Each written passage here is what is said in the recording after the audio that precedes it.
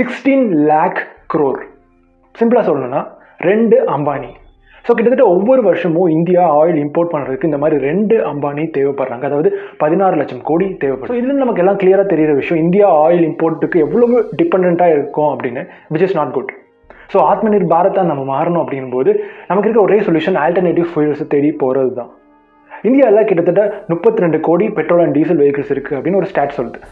So ரீசெண்டாக நம்மளோட union transport minister Nitin Gadkari ஒரு இன்டர்வியூவில் ஒரு விஷயம் சொல்லியிருப்பார். அவரோட ஆம்பிஷியஸான பிளான் ஒன்று சொல்லியிருப்பார். லைக் இந்தியா வந்து 100% ஒரு க்ரீனர் எனர்ஜியை நோக்கி போகணும், அதாவது no petrol and no diesel vehicles. இது ரொம்பவே கஷ்டமான ஒரு விஷயம், பட் இட்ஸ் நாட் இம்பாசிபிள். இந்த பெட்ரோல் அண்ட் டீசல் வெஹிக்கிள்ஸ்க்கு ஆல்டர்னேட்டிவாக அவர் சொல்கிறது லைக் பயோஃபியூல்ஸ் யூஸ் பண்ணுங்கள் அண்ட் ஹைப்ரிட் வெஹிக்கிள்ஸ்க்கு நாங்கள் ப்ரொமோட் பண்ணுவோம், ஜிஎஸ்டிலாம் குறைக்க முடியுமோ அதை ப்ரொமோட் பண்ணுவோம் அப்படிங்கிற மாதிரியான விஷயங்கள்லாம் சொல்லியிருந்தாங்க. ஸோ ஹைப்ரிட் வெஹிக்கிள்ஸ்னால் லைக் பெட்ரோல் அண்ட் டீசல்லையும் அண்ட் எலக்ட்ரிக்லேயும் ரன் ஆகக்கூடிய விஷயம். அண்ட் பயோஃபியூல்ஸ் யூஸ் பண்ணுறது வந்து எத்தனால் அந்த